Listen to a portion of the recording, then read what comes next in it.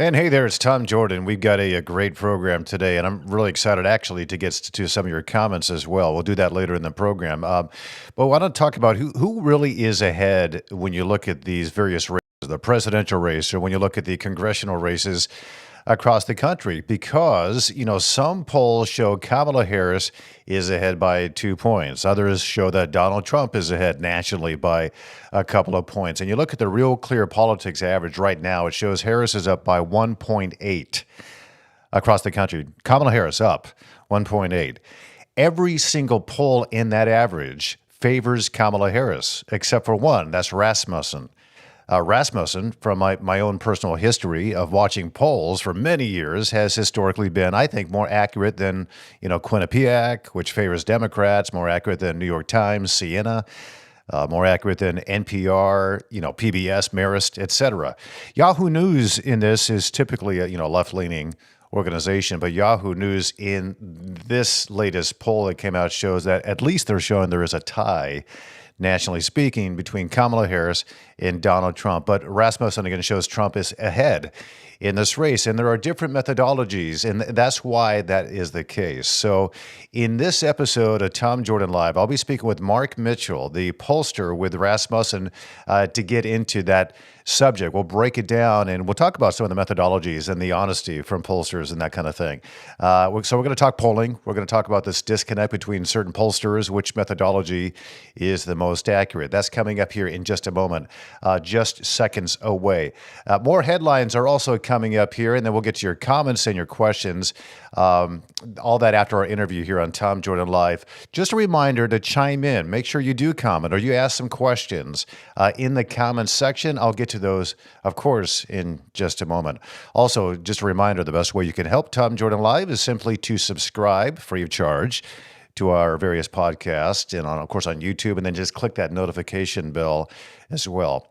Okay, so despite Kamala Harris holding a slight national lead, state-level polling increasingly shows that Donald Trump is gaining momentum in these key battleground states. And it suggests a possible underestimation of his support by various pollsters. These polling discrepancies and the shifts in core demographics point to a stronger than anticipated lead for Donald Trump as the race continues. And I wonder, how is it that Kamala Harris is doing so well when you consider the past, 3.5 years under her watch?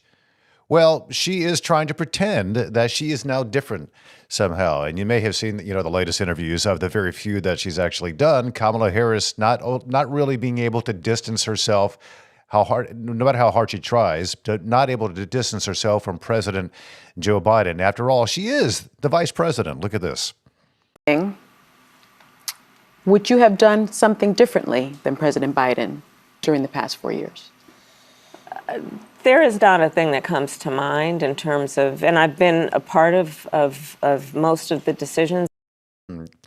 All right, so there you have it. She's admitting that what we've all known, that Biden's policies are Kamala's policies. And in fact, I'd argue that Kamala Harris is even further to the left of Joe Biden. There's no doubt about that, actually.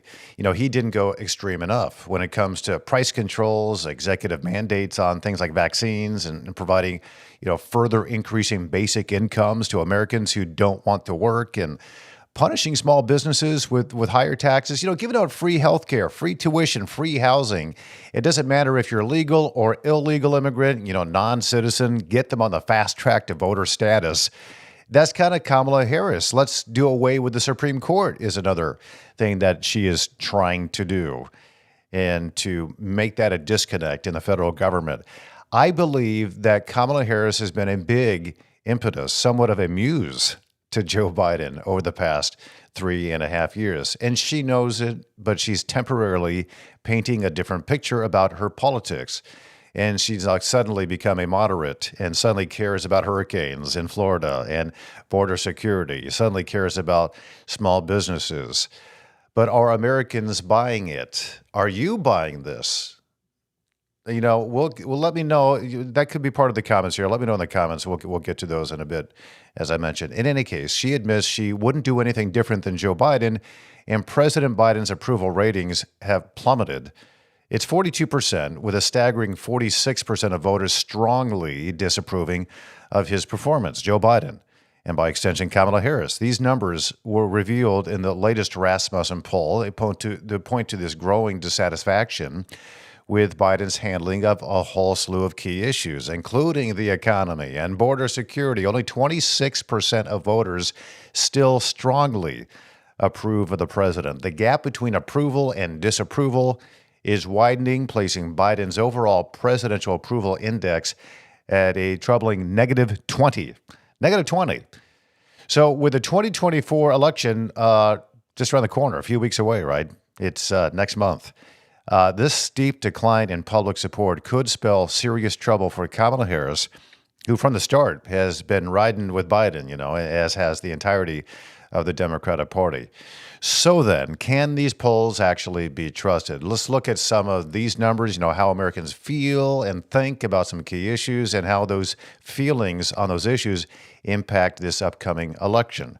My favorite pollster out there, Mark Mitchell, the Rasmussen Report's public opinion polling has been among the best and the most accurate. They started back in, I think, the early 2000s, but particularly over the past 8 years, they have been pretty much on the money, especially compared to these other polls out there. Mark Mitchell is now joining me live here on Tom Jordan Live. Mark, it's good to have you. Thanks for your time. Appreciate it. Yeah, really good to be here. Love it when people are interested in, in numbers and public opinion. Well, yeah, and you are, and I think the reason why I highlight you is because I've watched, Rasmussen for many years, and you're one of the few outspoken individuals who kind of critique the state of journalism as a whole. And I left the journalism industry as it exists a few years back because it's so obvious now that it doesn't exist anymore at all in terms of real true journalism. But public opinion polling, that is an aspect of journalism. You got to be right down the middle, and these numbers matter. So when you look at the state of polling in these pollsters that are often cited by these various newspapers and television news outlets, whatnot, from your perspective, what has happened to the polling industry over the past 5-10 years? I mean, it's completely changed. You have all of these pollsters basically attached to media organizations, but what they're more interested in now is literally just election horse races. And we were always about polling what Americans think and reporting on it. We do see ourselves as journalists. We have a website. We publish stories. We're, subscriber and advertiser backed. And quite frankly, we wouldn't have a business if the real journalists in this country actually did their jobs. If they actually worked on holding authority structures accountable and investigative, like prying into things that are affecting everyday Americans, I wouldn't have to go out there and ask questions like we did about election integrity and the vaccines and the weaponization of the justice system over and over and over again.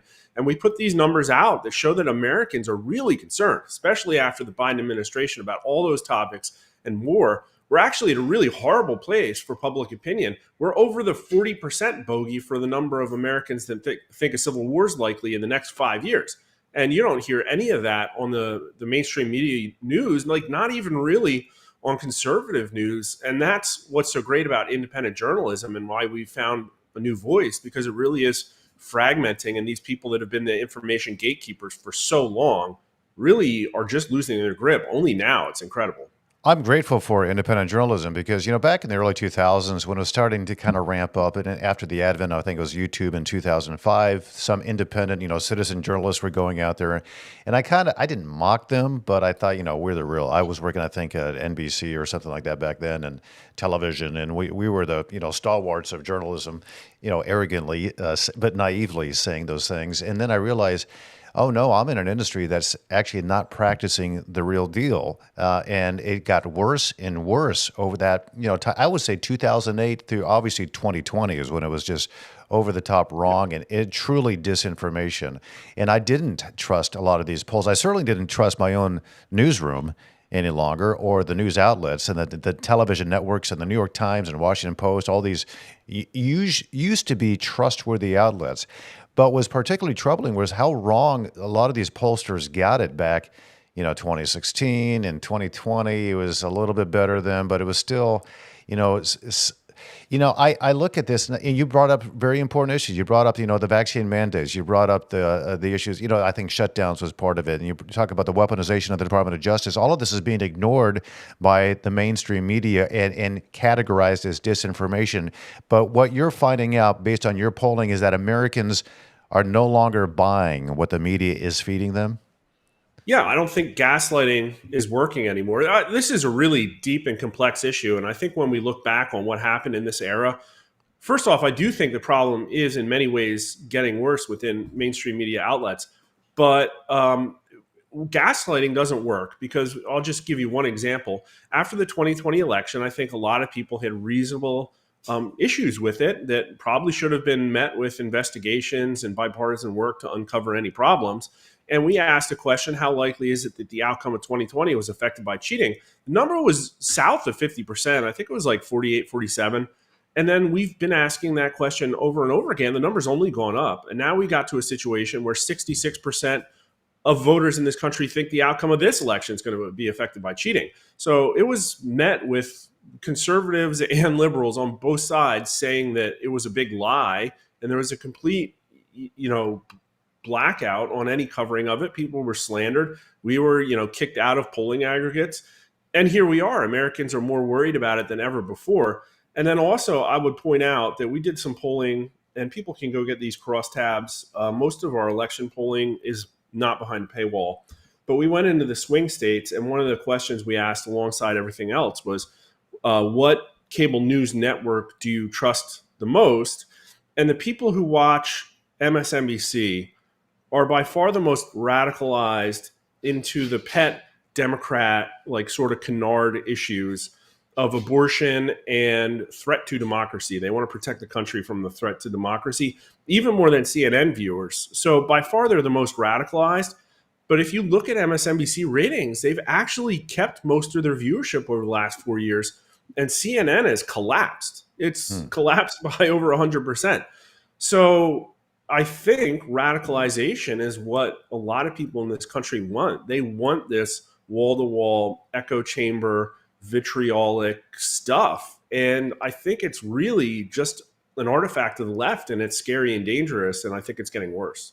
I don't understand how Rachel Maddow even has a job anymore, because she was one of the biggest, outspoken critics of Donald Trump, saying, very point blank that, Donald Trump is an asset of Vladimir Putin in Russia. And she, night after night, she went on this rant, and it was all false and all wrong. Yet people still, I think, believe that rhetoric coming from, MSNBC. You're right. It is the most radical, I think, of the cable news networks out there.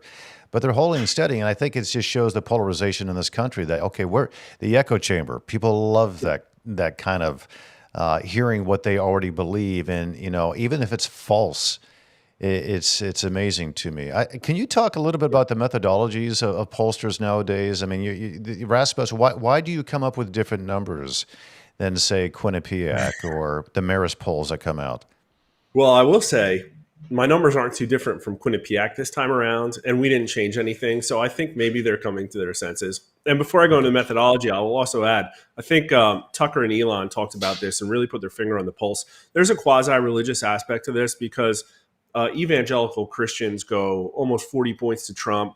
Atheists go by 70 points to Kamala Harris. So I do think that there's a hole that some of this, really, really angry media is filling, left by religion. But methodology is getting tougher and tougher for pollsters.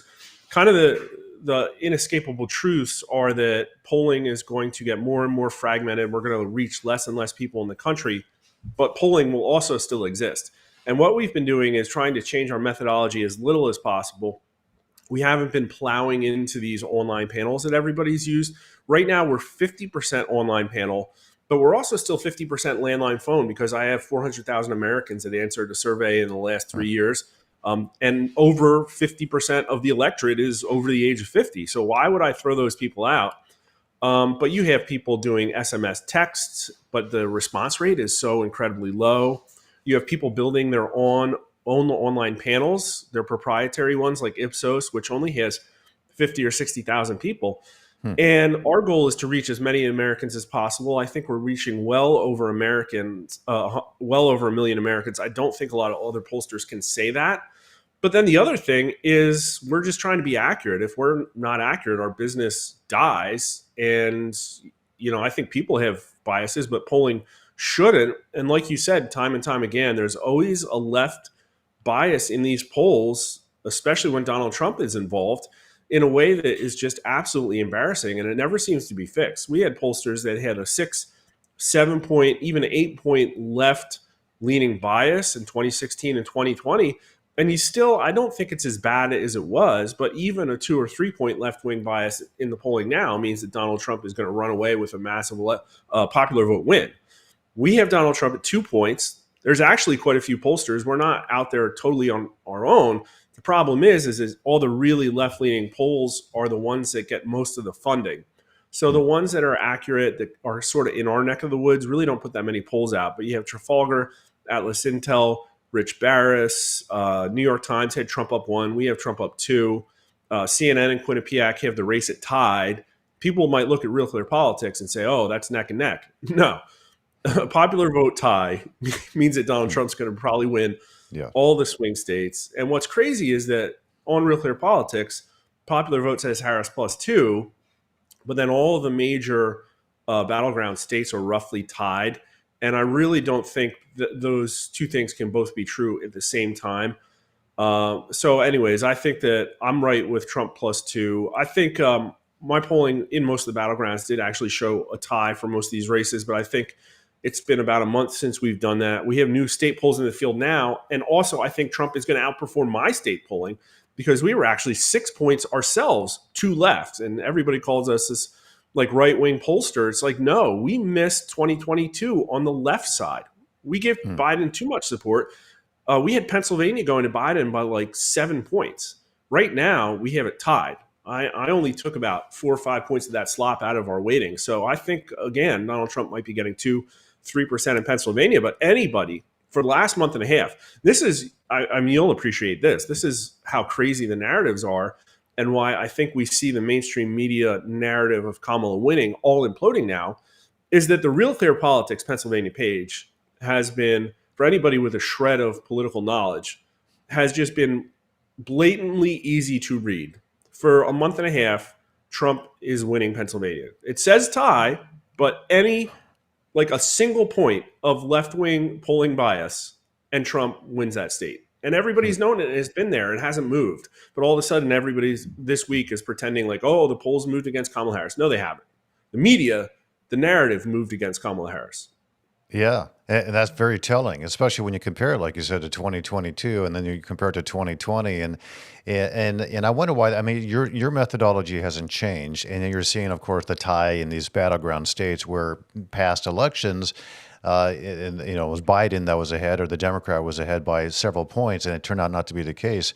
So to me, I think to myself, okay, why is that the case though? Because I trust your methodologies and the way you handle these polls and these questions. And do you think that there's still this feeling amongst voters when responding to polls like yours that maybe they're not being exactly honest about it? Maybe there's that shy voter that doesn't want to partake in it, or maybe doesn't want to fully admit that they back a Donald Trump who is widely hated by so many people.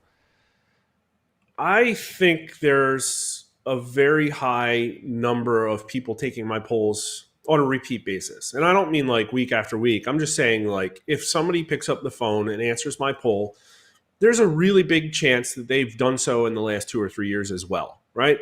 And they tell me if they're Republican or Democrat. They say if they voted for Trump or Harris. Are some of them lying? Yeah, probably, but that's the art of polling. But over time, the whole idea is that if I run a continuous system and tweak it and calibrate it to recent election results, that it really kind of doesn't matter if those people are being over or underrepresented, because I'm going to weight it away or adjust my sampling methodology. So I think one of the things that is challenging everybody, and why we got polling misses in 2018 and 2022 as well, is that I think that Donald Trump kind of redefined what party means. And more, the strongest signal I see anywhere in my crosstabs isn't among party, it's among Joe Biden's strong approver, right? and Joe Biden's strong disapprovers. Those people look much more like Republicans and Democrats used to be. And so I think that there's this aspect of Trump all of a sudden redefining the Republican platform to include a lot of conservative independents and even crossover Democrats. And so if you're only waiting for party, you're going to have a hard time getting that signal. And so just a couple months ago, we started also waiting for recalled vote, which means that we ask people how they voted in 2020. And if they say Biden or Trump, we also wait to force this pool of people to look like the people that turned out in 2020. And I think clearly, although I think there's a lot of parallels with this cycle and 2016, as far as the strength of the candidates and where they sit in the polling, I do think 2020 is the most recent analog because I think everybody knows that she's an extension of the Biden regime. And so even doing that, and I can tell you, I get a lot of Trump supporters. They're not shy. If I didn't wait for recalled vote, even if I waited for party, I'd have way too many Trump supporters. And that's because I have all these independents that say they voted for Trump. And if you look at a lot of these other polls that show that Harris is winning the national popular vote, you'll almost ubiquitously find that they also show that Harris is leading among independents. I don't know what I could do to my numbers to even possibly get that, because in our polling, we showed independents going to Biden by lower double digits. And now we're getting 8, 9, 10-point Trump leads among independents. It's like the same methodology, more or less. We didn't like completely, their weightings are very similar. We added the recall vote, which is a Trump sandbag, and we still have a 20-point shift among independents. And so that makes sense to me, especially when I see other forms of validation, like the focus groups that all change their mind when they watch the debates, or the people that do the little diagrams, and the independents track with Republicans the second that Kamala Harris opens her mouth. And it's like the Biden regime likes to say that, our issue with inflation is over. Inflation's back to normal. It's like, no, the prices are still 40% higher and people can't feed their families. You're not going to run away from that. Oh, it's absurd. And I read these articles like, yeah, exactly what you said. Inflation is now normal. No, it's not. Things are, like you said, sometimes 40, 50% more expensive than they were just 3.5 years ago. And so maybe on an annual basis, they're getting close to that 2%, but they're not there even yet. So we're just adding the expense on top of last year's expense, which was on top of the previous year's expense too, the cost of living. And I think you're right. People are sick of being gaslit by these outlets, these news outlets, and also these politicians like the Kamala Harris. And I think it's interesting because you brought up the independents, and your numbers are showing that the independents are favoring Donald Trump when we hear that the independents are favoring Kamala Harris. Just in my own experience, I know many Democrats now and many independents are saying, yeah, Donald Trump is the way to go, because you look at his policies, they actually align very, very well with the formerly known Democratic Party back 10, 20 years ago. Donald Trump is not this extremist like they're painting him out to be. And it seems like a lot of Americans, independents, some moderate Democrats, and of course Republicans, are waking up to this.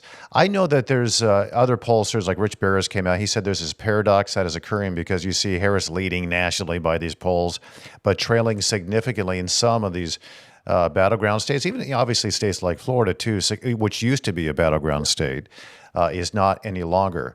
Are the other pollsters taking into account significantly enough these various battleground states? Because we are run by an electoral college. This isn't the popular vote that wins these elections. I want to step back and say, in my opinion, the polling industry is a consensus-seeking system. Is that a lot of people are budget limited, and all data, even corrupt propagandized data, is data, and so that you can look at those crosstabs.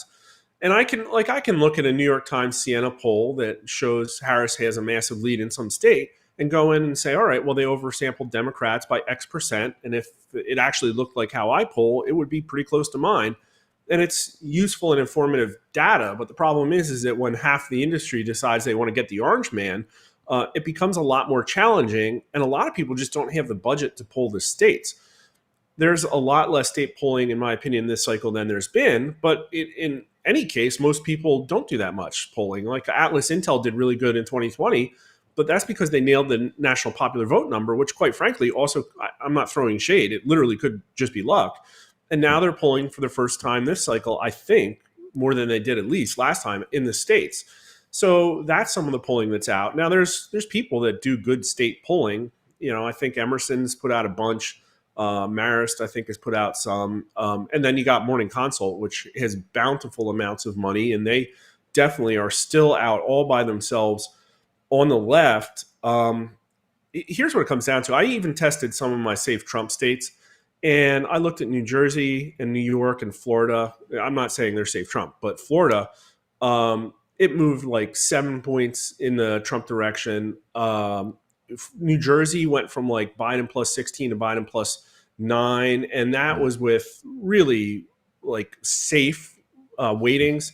And then New York went from, I think it was Biden plus 23 to Biden plus 11. So when you have like deep blue states like that moving that far to the right, and then you have pollsters that are trying to basically match what Hillary Clinton and Joe Biden like top line numbers were, somebody's going to be wrong. And it's like every one of my states, they all shifted right. And when I see the states that show, I think we're gearing ourselves up for another massive polling miss. I think Scott Adams might have said it right also, that this might be the week where we see a lot of pollsters shift back to the right, because Reuters Ipsos had Harris as far up as plus 6, and now they have her back down to plus 2. Like you said, Quinnipiac, they have the race tied now, and they had Harris up quite a bit as well. And, Pew put out their numbers, and that's Harris plus 1. And I think there's a lot of reasons you could look at that poll and say that this is probably not favoring Trump as well, like it should. I could just pull up the favorability numbers, and I'm absolutely sure that they give Trump a favorability sandbag in here. So you know what I mean? It's hard to see consensus when like some of these people are just so like tied to ideological organizations. Washington Post has a pollster, and I have a hard time with all of the fact-checking attacks that organization has thrown at us just for asking questions, that they don't have some type of managerial control out of the output that's put out. We've seen ABC try and cook a debate. It's reasonable to think they're also cooking their poll numbers as well. Right. Well, when you bring those things to the surface, when you look at ABC News, you look at CBS News, and surprisingly, CNN in these debates did the best job in terms of the moderators and how they approached it. But yeah, you're right. They cook these debates, and if they're doing that in the public square, what makes you think they're not doing it behind the scenes? And I look at these congressional races too, and it seems that a lot of the polls that I look at, aside from yours, show somehow the Democrats might take the House of Representatives this time around. But you're polling, the latest Rasmussen report survey shows Republicans have a 2-point lead on the generic congressional ballot, 47% of likely voters favoring Republicans compared to 45% for Democrat. Even so, that there is a shrinking lead amongst the GOP since I think it was August. Well, you look at how critical do you think is it for Republicans to focus on those independent voters in those congressional races? And what are they saying about, because Congress historically does not have a high favorability rating. How are independents looking at this current House? And are you think there might be a switch back to Democratic control of the House? Yeah, it's really hard to judge the congressional races without polling individually, because you never know what's going on and how bad the candidate is. I will say also the generic ballot across the 10 states we did most recently was still Republican plus 1. And I think a lot of this comes down to is Republicans do have a brand disadvantage over Democrats. And this is definitely a Trump phenomenon. So we're trying to nail the Trump numbers. And to be honest with you, it comes down to this mix of independents and young voters. It all really comes down to who turns out. And it's really hard to predict now. And a lot of the reasons you're seeing differences among independents, for instance, between us and other pollsters, is when they go to online-only panels, they get a very different type of electorate. They get one that's not really plugged in. They might be lying about how frequently they vote. They're going to be younger than my independents on average. And I just see, like, in my 18 to 39-year-old numbers, Donald Trump was actually beating Joe Biden. And then when Kamala Harris entered the race, a lot of them really did like go for her. They wanted somebody younger and more vibey or whatever. And so I can see if you're getting younger independents and not low propensity older people in more rural areas that call themselves independents, how you might get that kind of up and down. But to be honest with you, nothing that has come out of her mouth, in my opinion, has really appealed to independents, because I think more and more people are geared towards authenticity. I think that's why Trump has done so much better than your average Republican politician. And at the end of the day, I think we're going to probably be surprised in one direction or the other because of a massive turnout that nobody could predict, because it's hard to know what the independents are. I think I'm nailing them. I think it says that Trump's going to perform solidly. I also think there's reasons Trump might outperform what I'm doing. And some of those we haven't seen yet, because in the next 3 weeks, I think what we're going to see is further campaign implosion on the Kamala Harris side. I predicted that weeks ago, because I knew that after the media push after the DNC, there's really no substance there, because she isn't authentic. And that's what I think people want. There's less trust in any organization than there's ever been. And that's been a trend over the last 4 years. We had the CIA and the FBI lose their positive favorability for the first time. We have almost 2/3 of voters thinking that the Department of Justice is engaged in political weaponization. Everybody doesn't trust the outcome of elections. And now they're going to trust something that they hear somebody say about, like, on The View. I just don't buy it. No, I don't either. And I think authenticity is the real deal. I mean, Donald Trump is Donald Trump. He is who he is, and he wears it on his sleeve. And people don't like that. But I prefer that to somebody who's hiding who they really are, which you're seeing play out in real. I followed Kamala Harris since the early 2000s when she was in California. I was a reporter anchor back out there, and she was very, very far left. She still is, but now she's suddenly pretending she's not. And I think that ends up hurting her. One final question, I'll let you go because you gave me a lot of time, and I appreciate it, Mark, very much. But evangelicals, you brought them up. Obviously they because of policy issues and freedom of religion issues, and when you think about abortion issues and in general moral issues, they lean towards a Donald Trump candidacy based on his policies. But there is concern, it seems, that I've observed that a lot of evangelical Christians don't necessarily vote in the numbers that they exist in, and they could go out and vote, but they're just not doing that. Is that an issue you're finding in terms of their engagement in this political process? There are a lot of Christians. Religion is very important to them. We poll more on religion than any other pollster, and we get numbers 60, 70% of people say they're religious, and religion is very important to them.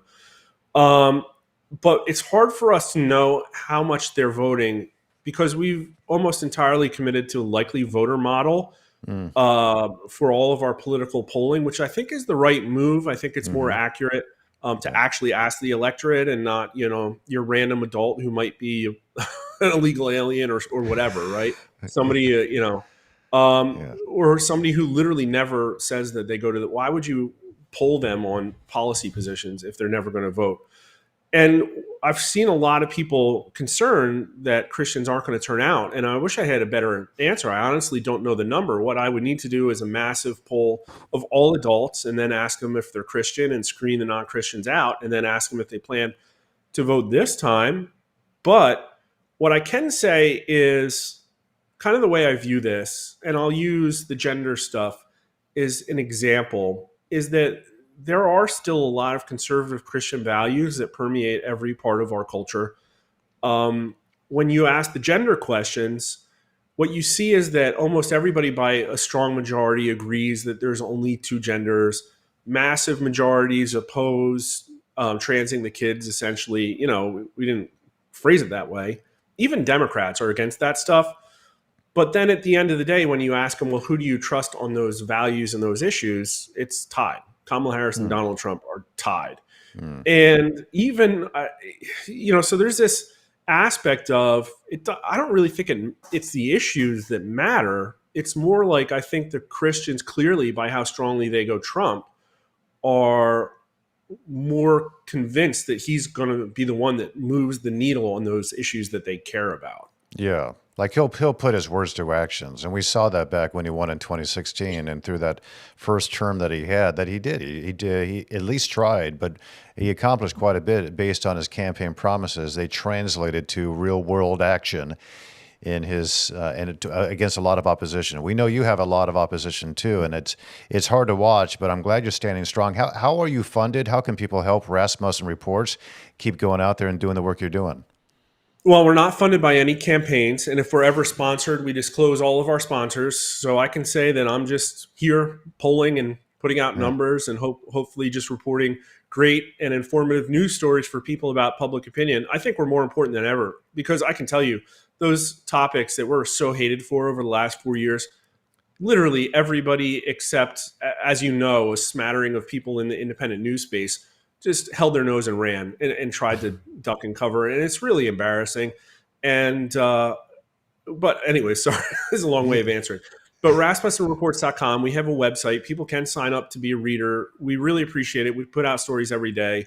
Or you could follow us on Twitter, Rasmussen_poll. We got a really great account, and people can subscribe there if they want to as well. Yeah, they can. RasmussenReports.com. It is phenomenal.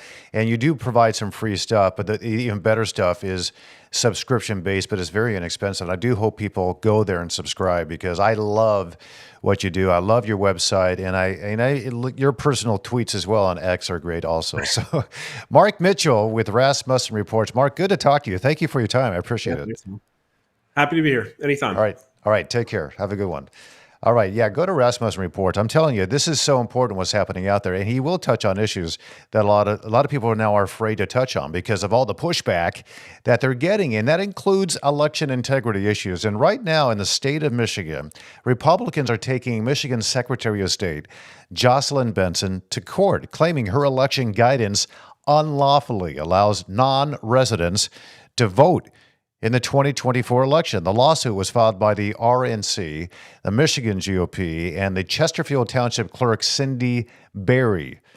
And they challenge Benson's policy that permits U.S. citizens who have never lived in Michigan but do have some ties to the state through a parent or a spouse to cast ballots. And Republicans argue that, this conflicts with the Michigan Constitution, and absolutely does, which requires residency to vote in the state of Michigan. They say the guidance undermines election integrity and dilutes the votes of legitimate Michigan residents. And I saw some mainstream reporting on this yesterday coming out, and I think it was the CBS affiliate in Michigan, in Detroit. And they took the position of a far-left radical Democrat, Mark Brewer, saying that this is unpatriotic what the GOP is trying to do here. No, it's actually absolutely patriotic, because you want legitimate votes in this elections.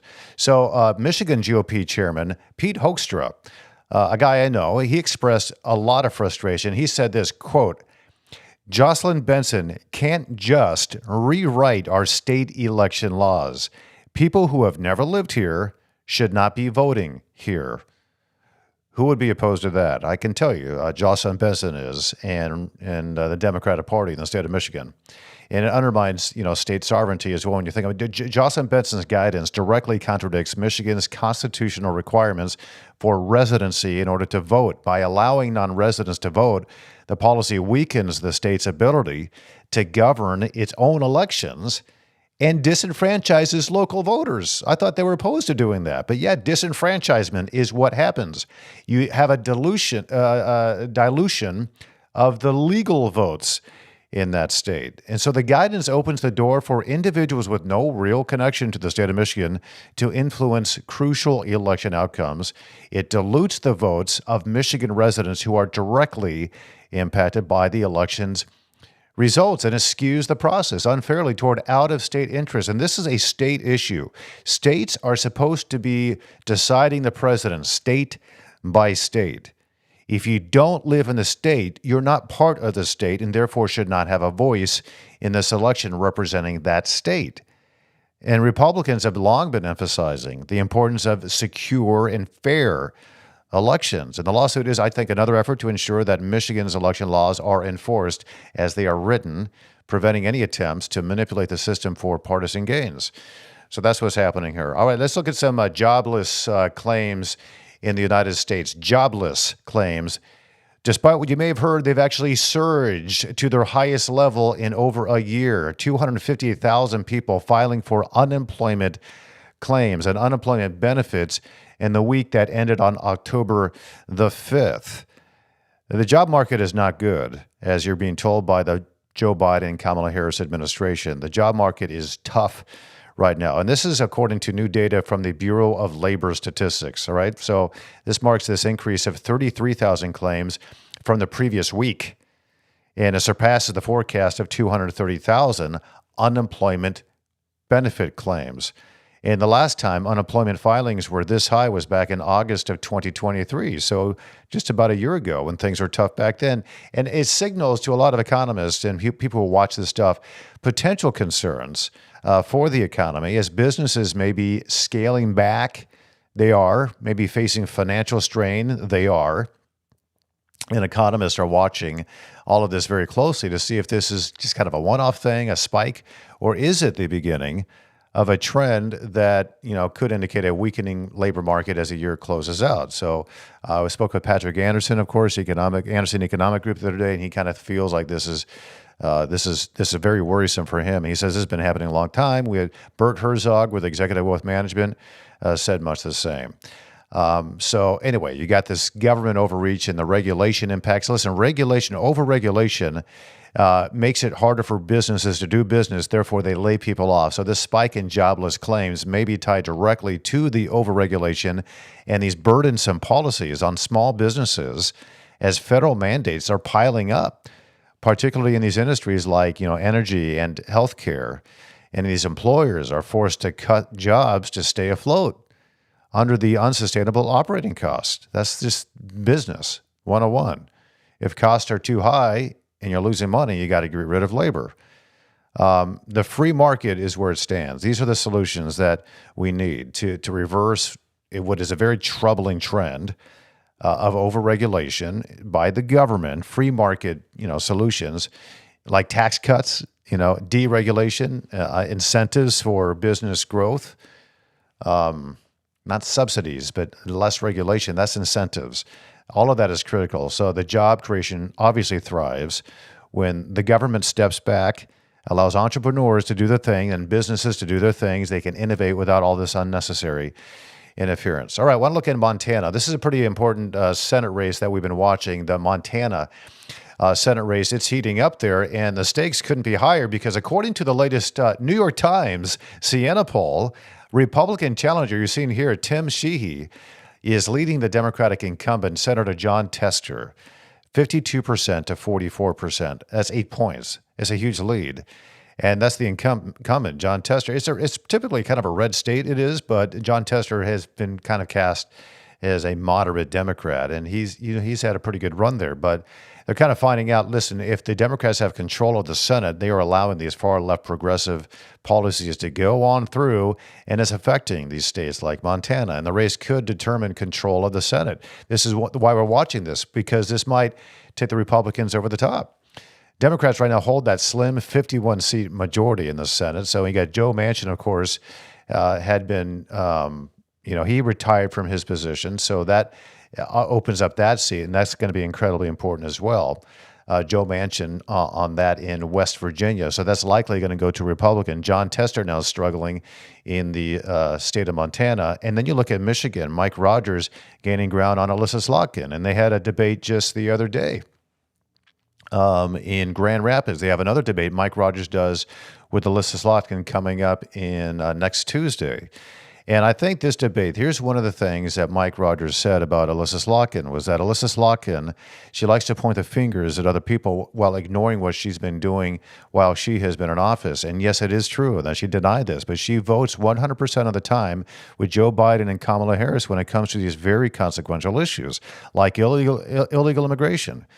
She voted to continue to open that door at the border to allow illegal immigrants to come in and then kind of be reclassified as somehow they're legal because they went on some app and put their name on there, and that makes them suddenly legal without going through the vetting process, getting the green cards like you're normally supposed to do if you want to gain access to the country, if you want to work in this country, you want to get driver's licenses, if you want to vote, you got to become a U.S. citizen. So now they're suddenly on this pathway, a fast track potentially to becoming, a U.S. citizen. So, that was something that, Alyssa Slotkin suddenly says she claims she supports border security, which I'm glad she's saying that at least, but she has not voted that way.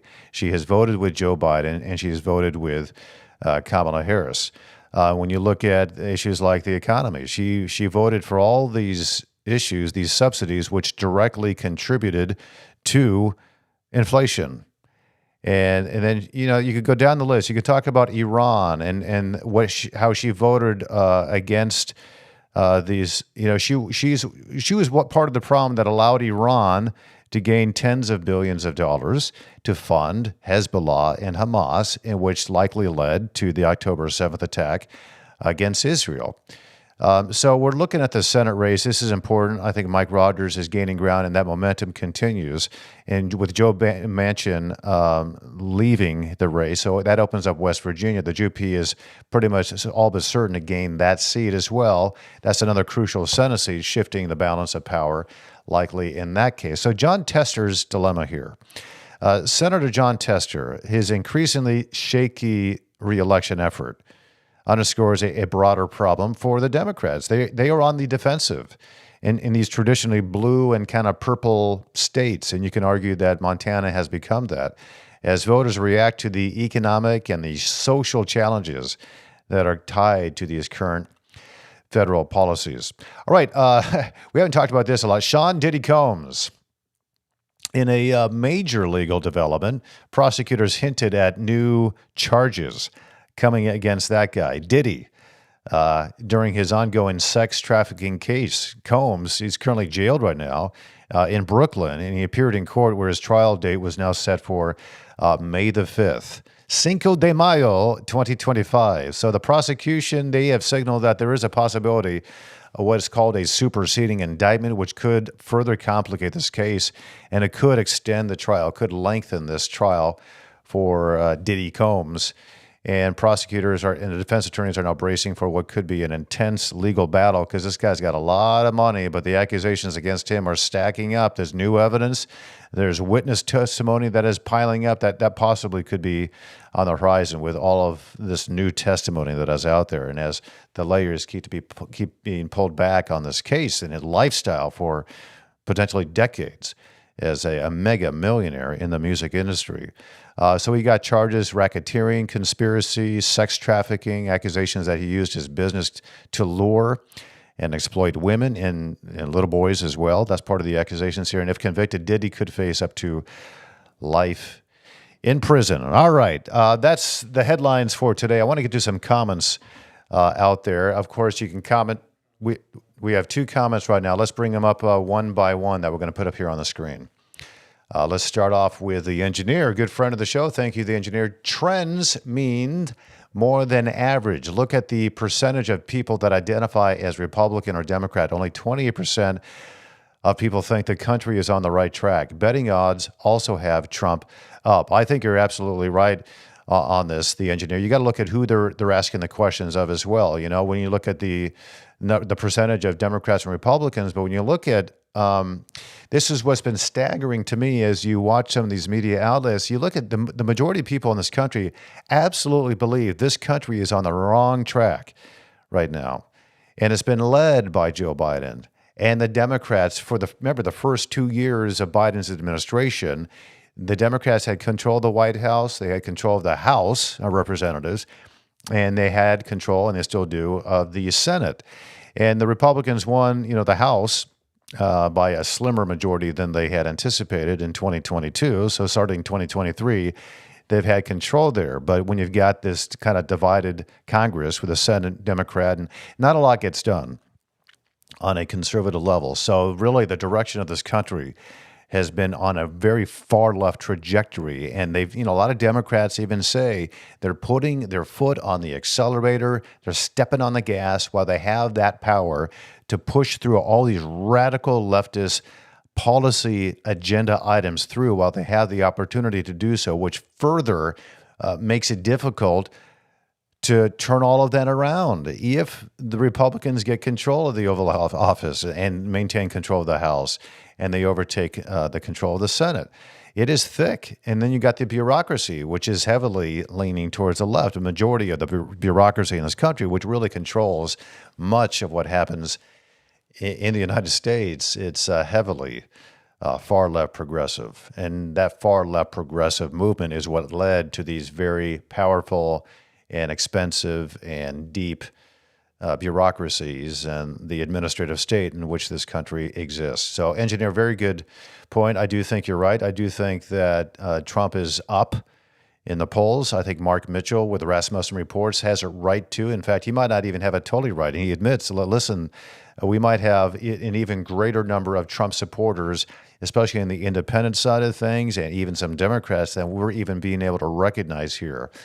And if you look back to the polls back in 2016 and 2020, and you compare where Trump versus Hillary Clinton was at this time, he was well down in the polls in that October 2020.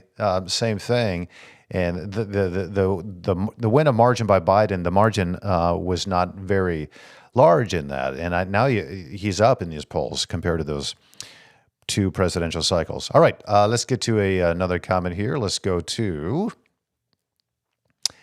Joe LaPointe. What are we to make of Trump coming to Detroit and trashing the town? Joe, I'm glad you said that. Joe LaPointe is a former New York Times reporter, and he now writes for some liberal blog right now, and he's far left. To me, Joe LaPointe is exactly your typical reporter and journalist who is out there in the legacy media outlets, far, far left, and he thinks any talk that's objective of Donald Trump is radical and conservative and should be, expunged. Anyway, that's Joe LaPointe, and he's written about this extensively. Anyway, to your point, Donald Trump, just if you don't know, so Donald Trump comes into Detroit, and he's speaking in Detroit, and he said, listen, if you don't want, I said I'm paraphrasing, but listen, if you want the world, the rest of the country to be like Detroit, vote for Kamala Harris, because that is what's going to happen. And in all the local journalists here and the local, mostly white, liberal politicians, or including Joe LaPointe here. He's a white, far left journalist. He calls himself a journalist. But I do appreciate your comment. You're welcome to come on anytime. But you call me out, I'm going to call you out. So they're all offended. They're pretending they're offended. How dare Donald Trump say such an offensive remark that claims that Detroit is in any way a city that has come into ruin under Democratic leadership over the past, 4 decades. Who would ever think such a thought? And I'm thinking, are these Democrats, I even said this on X last night, I said, why are Democrats so willing to ignore the obvious and feign that they were offended by what is such an obvious statement to the rest of the country? Yes, Detroit is coming back. I love Detroit too. But love means you're going to be honest about some of the things that are wrong in your city. And there's a lot wrong in Detroit. Yeah, the downtown area is coming back. Thankfully, there's billions of dollars being poured in investment because there's money to be made. And all the sports teams move back down to the downtown Detroit center, Campus Martius area. You've got the Tigers, the Lions, you got the Detroit Pistons and the Red Wings sharing a building as well. So all that's fun and wonderful. But Joe, take a little drive just a few blocks away, either direction. And don't go south because you'll end up in the Detroit River. Even I wouldn't want that to happen to you, Joe. But I'll say this. There's a lot of problems in the city of Detroit. It is one of the leading cities in the country that is ingrained in poverty. So ignoring that, but if you point it out, somehow you're slamming my city, how dare you talk about it? It is, in many portions, most portions of Detroit, a city that is in ruins. And I love Detroit. I've worked down there for years. I love driving around there, even through the neighborhoods. I have a ton of compassion for what's happening there. But they have been deceived by a Democratic Party who keeps saying, we're going to fix you. We're going to go into the neighborhoods and turn you around. They haven't done it. And ever since the Democrats have been in control in the city of Detroit, the city has gone further and further and further down the tubes. They got the worst school system pretty much in the country. I think it's like 6% of the students in the Detroit School District can read? 6%? And these people are going to stand up there and write on Twitter that they're offended that Donald Trump would point out the obvious. And what I put out yesterday on X is like, you cannot fix the problem if you don't honestly identify the problem. Donald Trump identified it, and he more than I think, you got Mayor Mike Duggan. He's done more for Detroit than Joe Biden ever did or Kamala Harris, and the people in the city know that.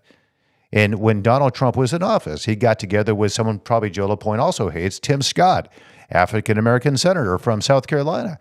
And they allowed this more investment for primarily minority communities to come in and allow these citizens to go out on their own and make money. I forget what they call them, the opportunity zones for entrepreneurs. There are so many African Americans in Detroit, like 90%, some odd and plus African American, who are brilliant and have this entrepreneurial drive, but are not being supported in that by the current Democratic Party. They're not. They just keep giving them subsidies, just enough to qualify for subsidies and just enough to keep you right at that around the poverty level. No, let them go out and learn how to, Kamala Harris talks about hopes and dreams and aspirations and an opportunity economy. The opportunity economy is when you pull back government intervention and the subsidies and you give them the tools to go out and make money on their own. That will turn around the city of Detroit. And a lot of, what's the pastor? Pastor Soul in the city of Detroit. Wonderful gentleman. And when Donald Trump came to his church a few months back, he said to Donald Trump, he goes, "You're the only one that's come to visit us. Kamala Harris hasn't come here. Joe Biden hasn't come here. I think he even said Barack Obama never came. But Donald Trump, you're willing to sit down in front of us and take the heat, take the tough questions, and answer them in the way you see fit." And I think Thomas, I forget his name, Pastor Sowell, I believe. Based on that visit, he got his support because he supported, Donald Trump did, that community. So I applaud Donald Trump for pointing out the obvious. And all you offended individuals, feigning offense to that comment, including these journalists and these newspapers, it's ridiculous. I applaud Detroit for what they've been doing over the past few years, but remember that came as a result of an emergency manager that the mayor at the time of Detroit was actively opposed to, as were the two mayoral candidates back in 2013 running for office. They were so opposed to that emergency manager because they said, basically, butt out. Detroit is our city, and we don't need these outsiders coming in telling us how to run our cities. Yes, you do. And thankfully that happened, again, against opposition, against the current politicians, by the way, who are still there. The emergency manager came in, and it was bankruptcy. You had to do this. Rick Snyder was a part of this. That is what helped turn around the city of Detroit, to wipe clean their debt that they accumulated over all those years. So, yeah, I do think Donald Trump said the right thing in an environment that he knew he was going to get pushback, but he said it anyway, and there's a lot of courage to do that. Let's take one more comment here. We got one more, and then we'll have to close out the program for this Friday and for this week, episode 20 of Tom Jordan Live. From Arlene, Joe, speaking to Joe LaPointe, remember the Detroit bankruptcy, corruption charges of mayor, union leadership, rundown neighborhoods, drug deals, etc.? Exactly, Arlene. So when Joe LaPointe, remember, a former New York Times guy, I think he writes now for Deadline Detroit, I think is what he writes for. Look him up. He is a far-left activist pretending he is a journalist. And I'm being this, just if you're wondering why I'm being so strong against him, because my former station, he would call and pretending he's somebody that he's not in the journal. He's not a former New York Times guy. And he writes these articles, very condescending tone, and making these false accusations against me and other conservatives. Totally false, by the way. And he makes himself sound wonderful when in fact he is part of the problem out there, ignoring the real issues that are hurting the real people in these cities and pretending it's all not happening. They're totally gaslighting the public in the city of Detroit. But when you talk to individuals in the city of Detroit, they sure would like some opportunities to go out and turn their city around if only the bureaucrats would get off their back and get out of their way and allow them to go out and help turn. It's the neighborhoods. I'm glad that downtown Detroit is moving forward. I love it, and I do love the city of Detroit. But also, it's a bit of tough love too. You got to tackle the issues that a lot of these Democrats want to ignore and pretend that they don't exist. They exist.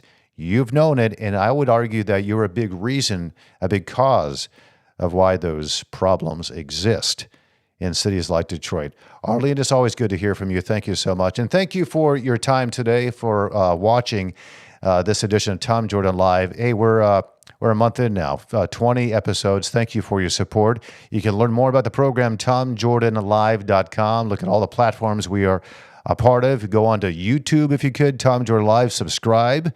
It's free. I'm not asking you to pay. Not a paid subscription. Subscribe just to get our content on a regular basis. Like those videos because that helps the algorithms.